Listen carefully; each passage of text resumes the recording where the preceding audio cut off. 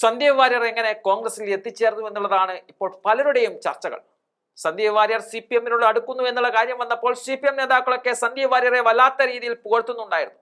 എന്നാൽ കോൺഗ്രസിലേക്ക് സന്ദീപ് വാര്യർ വന്നതോടെ CPM നേതാക്കളൊക്കെ മലക്കം മറിയുകയാണ്. ഇപ്പോൾ സന്ദീപ് വാര്യർ കടുത്ത വർഗീയവാദിയാവുകയാണ്. ആ കാര്യങ്ങൾക്കൊക്കെ കൃത്യമായ മറുപടി പ്രതിപക്ഷ നേതാവായ VD സതീശൻ നൽകുന്നുണ്ട്. പിണറായി വിജയനെ അടക്കം കടന്നാക്രമിച്ചുകൊണ്ടാണ് സതീശൻ ആഞ്ഞടിക്കുന്നത്. ചർച്ച നടത്തിയത് എങ്ങനെയെന്ന് കൂടി വെളിപ്പെടുത്തുകയും ചെയ്യുന്നുണ്ട് VD സതീശൻ. അദ്ദേഹത്തിന്റെ വാക്കുകളിലേക്ക്. അല്ല, ഞാൻ ചോദിക്കട്ടെ, സന്ദീപ് വാര്യറിലെ CPM-ലേക്ക് മുഴുവൻ നേതാക്കളും സ്വാഗതം ചെയ്തു.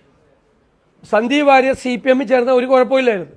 അപ്പോൾ ബാബറി മസ്ജിദൊന്നും കുഴപ്പമില്ല അല്ലേ? എല്ലാ നേതാക്കന്മാരും ക്രിസ്റ്റൽ ക്ലിയർ ആണെന്നാണ് പറഞ്ഞത്. സന്ദീപ് വാര്യറിനെ കുറിച്ച് എല്ലാവരും പറഞ്ഞത് ഒരാളല്ല, മന്ത്രി, മുൻമന്ത്രി, പാർട്ടി സംസ്ഥാന സെക്രട്ടറി, എല്ലാവരും. ആ ആൾ അങ്ങോട്ട് പോയില്ല, കോൺഗ്രസിൽ ചേർന്നു. അപ്പോൾ എങ്ങനെയാണ് മുഖ്യമന്ത്രിക്ക് ബാബറി മസ്ജിദ് ഉണ്ടായത്? CPM-ൽ ചേർന്നിരുന്നെങ്കിലോ CPM-ലേക്ക് സ്വാഗതം ചെയ്തില്ലേ? ഇതാണ് നാണം കെട്ട രാഷ്ട്രീയം എന്ന് പറയുന്നത്. നാണം കെട്ട രാഷ്ട്രീയം ജനങ്ങൾ കാണുന്നുണ്ട്. നിങ്ങൾ ഈ പറയുന്ന വിടുവായിത്തങ്ങൾ ജനങ്ങൾ കാണുന്നുണ്ട്. നിങ്ങൾ പറഞ്ഞ് നേരം ഇരുണ്ട് വെളുക്കുന്നതിന് മുമ്പ് നിങ്ങൾ മാറ്റി പറയുക. ഇത് രണ്ടും ആളുകൾ കാണുന്നുണ്ട്, ജനങ്ങൾ കാണുന്നുണ്ട്. നിങ്ങൾ പരിഹാസ്യരാവുകയാണ്. ഈ മുഖ്യമന്ത്രി ഇന്ന് അത് പറഞ്ഞതോടുകൂടി അദ്ദേഹം പരിഹാസ്യനായി ജനങ്ങളുടെ മുമ്പിൽ.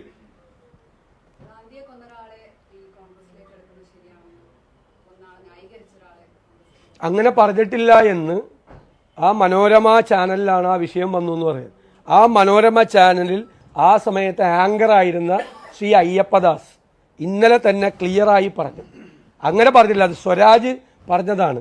സ്വരാജ് പറഞ്ഞ ഒരു കാര്യം ഏറ്റ് സന്ദീപ് വാര്യർ പറഞ്ഞതാണ്. അത് മാത്രം കട്ട് ചെയ്ത് CPM പ്രചരിപ്പിച്ചതാണ് എന്ന് മനോരമ ന്യൂസിലെ ആങ്കർ, ഈ സംഭവം നടന്ന ദിവസത്തെ ആങ്കർ അയ്യപ്പദാസ് വളരെ കൃത്യമായിട്ട് പറഞ്ഞല്ലോ.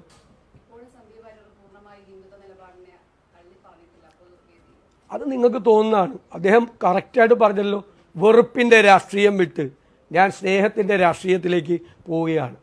ഞാൻ ഇത്രയും നാൾ നിന്നപ്പോൾ, ഒരു പാർട്ടിയിൽ നിന്നപ്പോൾ ആ പാർട്ടിയെ പ്രതിനിധാനം ചെയ്തുകൊണ്ട് ഞാൻ സംസാരിച്ചിട്ടുണ്ട്. ആ പാർട്ടിയുടെ നയങ്ങൾ കാർക്കശ്യം നിറഞ്ഞ ഭാഷയിൽ സംസാരിച്ചിട്ടുണ്ട്.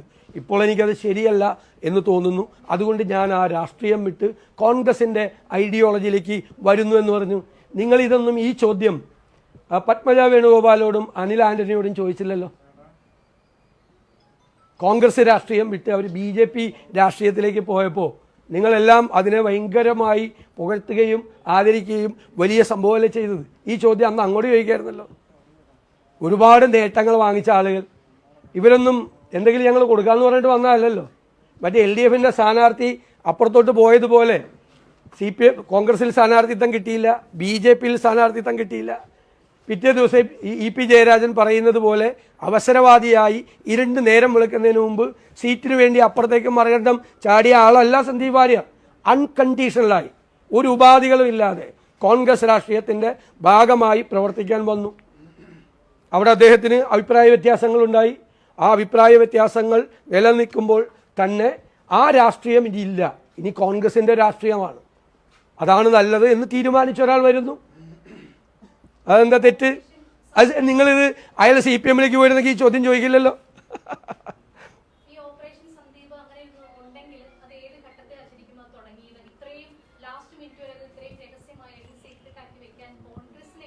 അത് എല്ലാ കാര്യങ്ങളും നമുക്കങ്ങനെ വെളിപ്പെടുത്താൻ പറ്റില്ല.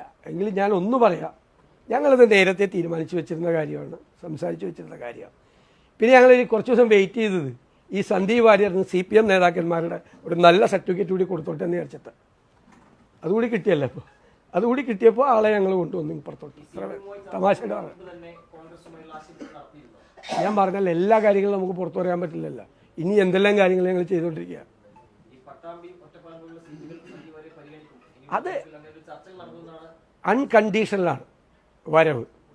പക്ഷേ ഞങ്ങളൊരു കാര്യം പറഞ്ഞിട്ടുണ്ട്, KPCC പ്രസിഡന്റാണ് പറഞ്ഞത്, അദ്ദേഹത്തെ പുറകിൽ നിർത്തില്ല, മുമ്പിൽ തന്നെ ഉണ്ടാവും.